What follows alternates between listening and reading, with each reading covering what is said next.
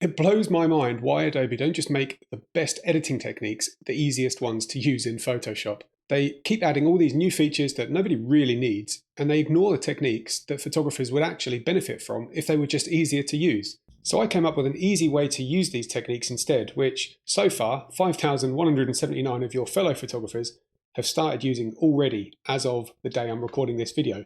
So in this video, I'm going to show you what it is and the kinds of photos it works on, and how you can use it to improve your photo editing and create stunning results. To start, let me show you a big problem that can sneak into your edits and how this important technique is the only way to avoid it. Because one of the best things about editing in Photoshop is how you can build up lots and lots of small edits and adjustments gradually over time. Why is that a good thing? Well, it's because that's how you can create subtle and natural looking edits.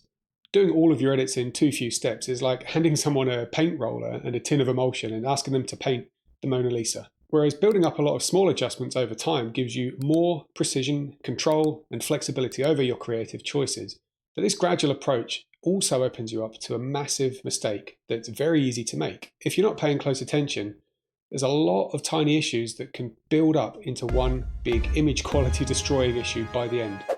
So take this set of adjustments for example. The end result, with all these adjustments active, has shadows that are virtually black, overexposed highlights that have lost all detail, and you can see where other adjustments have been brushed into the image. I've used an example where these issues are kind of easier to see in the video, but when the problem's more subtle, that's even worse because you're probably more likely to miss them until it's too late and you've already shared the image online or spent time and money printing it.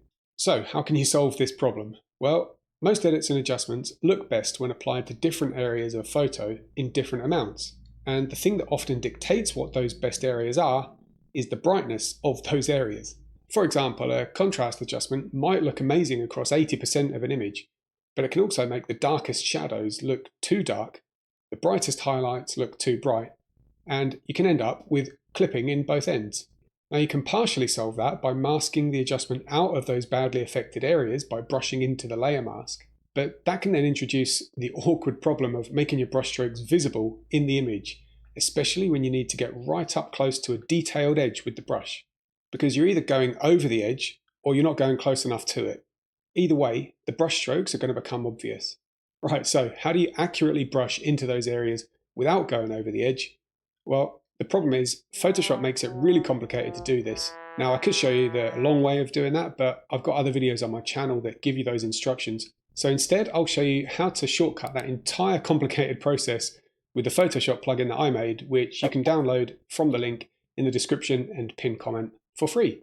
But wait until the end of the video before you download it, because I'm showing you some really cool image enhancements that you can make with it next. First though, let me show you how to make your regular adjustments super accurate so you can avoid the problems that I showed earlier in just a couple of extra clicks. Now, if you already know that the adjustment that you want to make should only be added to bright areas or only to dark areas of your shot, then you can start by clicking one of these buttons to load a selection that picks out those areas. Now this bar on the plugin, it lets you make a selection ranging from the darkest shadows on the left to the brightest highlights on the right. So -1 selects the shadows in the image, -5 selects only the very darkest shadows. So let's click the -1 button to load a shadow selection. Next, I could add any adjustment layer, but for this example, I'll add a curves adjustment. And you can see when I do that, the curves adjustment layer's mask basically has the shadow selection loaded straight into it, which means the adjustment is going to affect the shadows rather than the whole image.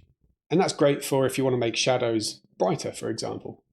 Alternatively, if you want an adjustment that adds, say, saturation to the brighter areas of the image without saturating the darker areas, you can click one of the highlight selection buttons, then add a hue saturation adjustment layer, increase the saturation, and see how it only gets applied to those light areas.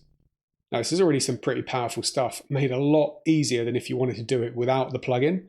But now let me show you how to take it to the next level in just a couple more steps so you can prevent even more of those nasty editing errors that I mentioned earlier, like clipping shadows and highlight details when adding other adjustments like a contrast adjustment, for example.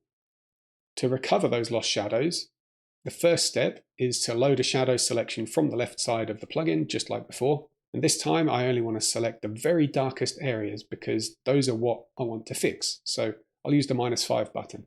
Now here's the cool part. We're going to treat this selection as if it's a stencil that we can spray paint through. So the paint only goes into those darkest areas. But we're not painting into the image here, we're painting into the layer mask with a black brush to conceal the curves effect on the image. So what this is doing is removing the extra contrast from those darkest areas without removing it from anywhere else, because A, we're not brushing anywhere else, and B, even if our brush paints over the lines into the light areas, the stencil prevents it from going there. So that fixes the busted shadows. What about the highlights? Well, we do the exact same thing, only instead we'll make a highlight selection with the plugin and then brush into the image where we want to conceal the contrast in the overexposed highlights. And now we have the benefit of the contrast adjustment being added only to the areas that it looks best in, and none of the brush strokes that we made to remove it from the other parts are visible. So this works for basically any kind of photo where you need to make selective adjustments, from landscapes to wildlife, portraits, drone photography, the list goes on. And that's how you can improve the quality of adjustments that you're already making in your photos. Now, let me show you a cool trick that you can do to improve the results of a popular effect that you might not yet be using. That's an effect that adds a nice glow to a landscape, but it also adds a lot of contrast. And you just saw what happens to shadows and highlights when contrast goes too far. Now, the standard way of preventing that with the Orton effect is to reduce the whole effect until the worst looking part looks good. But then the problem is that that also reduces the effect in the areas that looked great. So let me now show you a far better way to fix it than with the opacity slider. To start, here's how to create the Orton effect. If you only have a background layer, then first duplicate it. Or if you've made one or more adjustments already, then start by pressing Ctrl, Alt, Shift, E on Windows or Command, Option, Shift, E on Mac. Then click on the new layer or your background copy. Then add a Gaussian blur filter. Change the blend mode of this layer to overlay. And hey presto, you now have your standard overcooked Orton effect.